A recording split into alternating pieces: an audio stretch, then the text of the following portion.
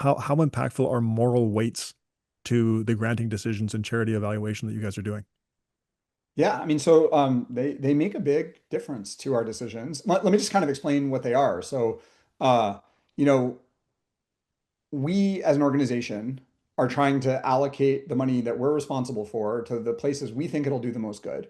And a lot of donors say to us, we trust you. Like, we want you to make the best decision that you can, GiveWell. So then we have this problem, which is not every outcome that an organization achieves is uh, like comparable to every other outcome. Like, one organization saves the lives of children under the age of 5. Another organization gives people money so they can buy more of the things they want. And that, I don't know, like improves their lives in countless ways that might flow through to mortality, but do other good things for people's lives. And so we've tried to come up with a way for us to compare these two things, like in some sense, like create the exchange rate between the value that comes from increasing income and the value that comes from averting deaths. Hmm. And so we have that, we've done that. Just to be clear, like we have, this is not like true. Like we don't think we have some like special information on this. It's these are just things that we have to come up with because otherwise, I mean, there's other ways you could do this. You could sort of refuse to make the choice and make donors make the choice, but donors want us to. We could do this arbitrarily in some way, like we'll give 20% to this and 20% to that, but why? And so, we've done this, I'd say, like with, I hope, a fair degree of humility and understanding that we don't really know what they should be, but it's useful in our work to be able to make decisions about how to allocate between these different kinds of good. But so like how if you tweaked your moral weights, for example, would it change that how much you're giving to each organization that you're currently giving to? Yeah. So if we so just and I think that what the numbers I'm going to give you are right, but roughly speaking, our current moral weights say that averting the death of like a child under 5 is equivalent to doubling the income of 100 families for a year. Hmm. Okay. And I think it's important to remember just for in a low income context, like doubling someone's income like really changes what their quality of life is like. Where I don't know, I feel very fortunate. If you doubled my income, it would enable me to do things I can't do today, but I'm comfortable, like it's not really like kind of changing people, I mean, I've talked to people, they had a thatched roof over their head, and when it rains, they get wet and they have to like leave their house in the middle of the night, go to their friend's house. They get like a bag of rice just so it's backup food. So when they don't have enough food, they have this backup rice. They got school uniforms for their kids because in some parts of the world, if you don't have a school uniform, you can't go to school. So if you can't pay for the uniform, your kids aren't into. So just as a set. So anyhow, we're trying to come up with this. That's the ratio we use, and um, so that's kind of like the assignment that we have made. And then like how did we come to that? Like where did those numbers come from?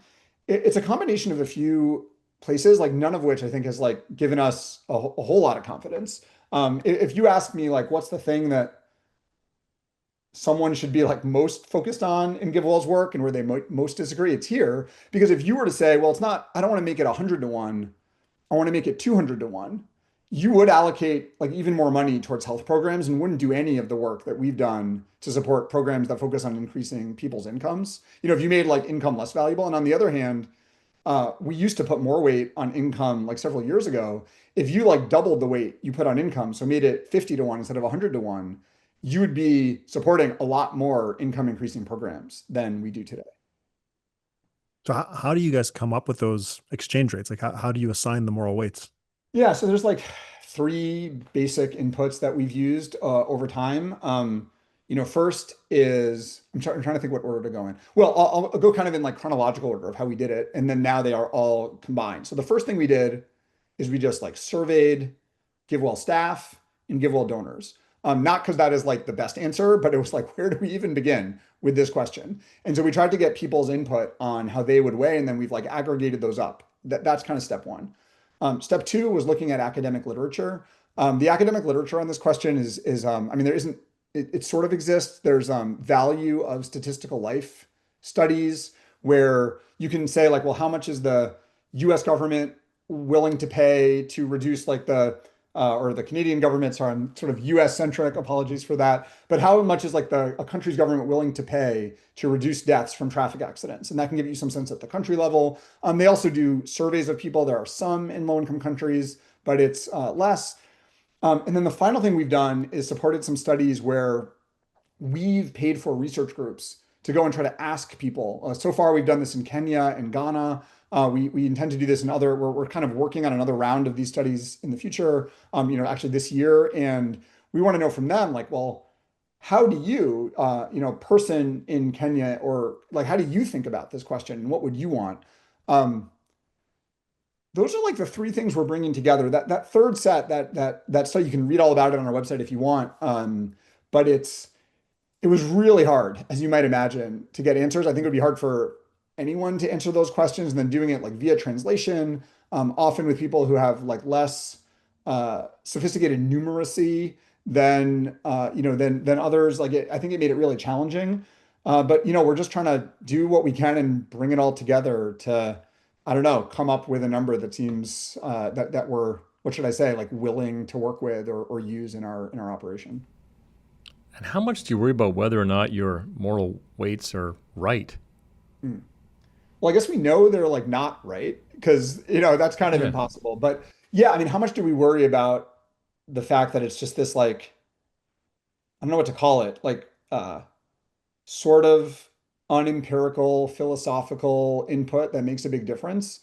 On some level, like, it's a big worry, and then so we just want to do more, and at the same time, I think we're just like limited in what we're able to do to get an answer to this question.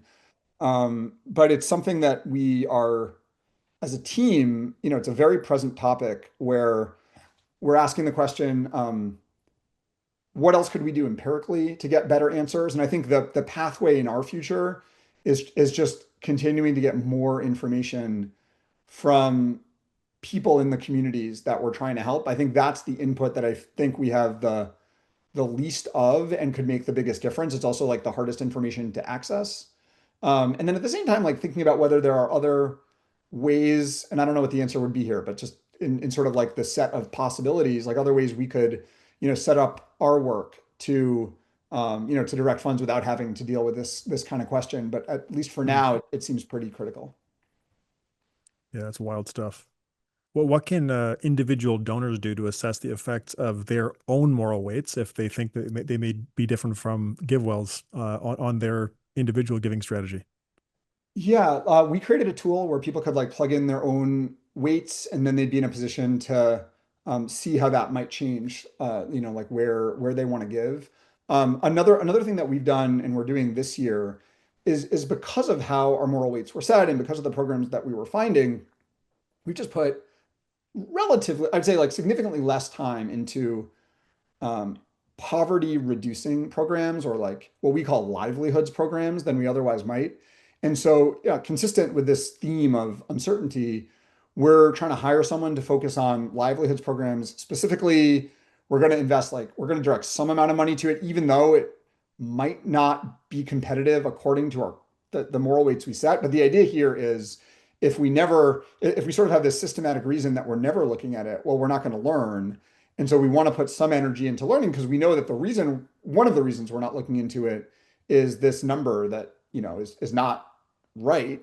And then over the next couple of years, having put more energy into it, I think we'll have a better sense of the quality and the promise of programs in livelihoods, and can decide whether we want to do more or less. Hmm.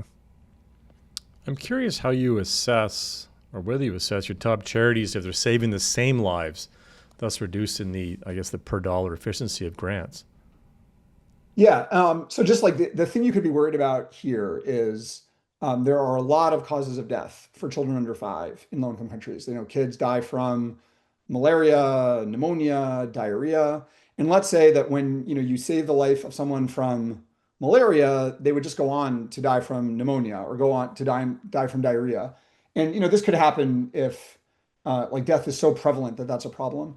We did like sort of a real deep dive on this last year, and we think we might have been overestimating, kind of underappreciating this problem to a small extent.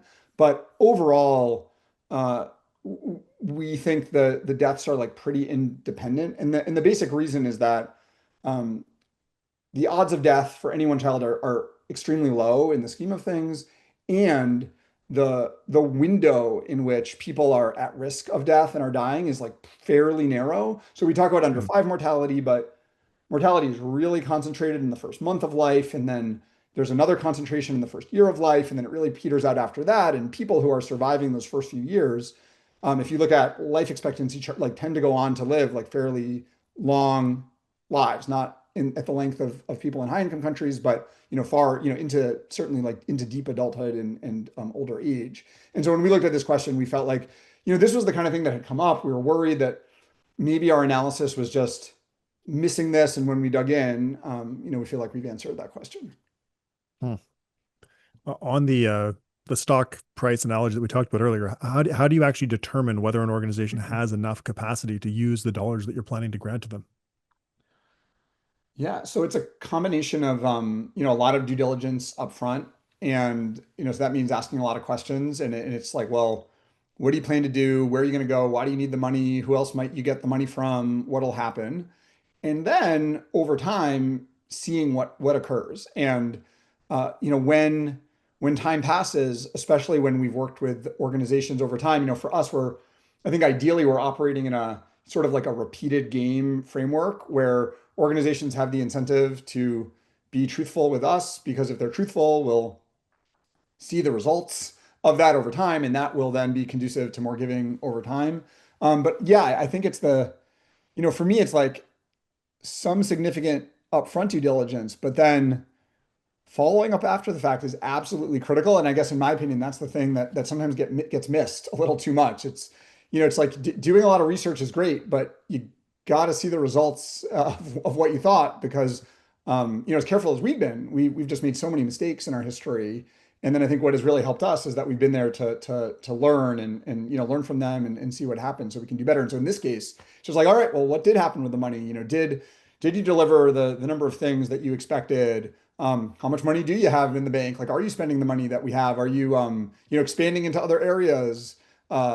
And then there can be more like sneaky ways, in a sense, that this happens where maybe organizations aren't building a fundraising team because they're like, oh, GiveWell's got it covered. And that's another thing we'd want to be looking out for, because that's maybe a subtler way in which we're pushing out other donors, but it's just a big focus of what we do after the fact.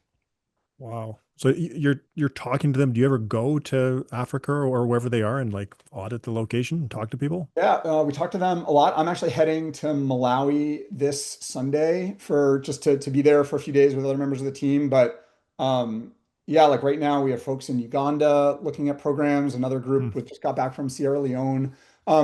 It's not as big a part of our work as it is, I think, like other funders.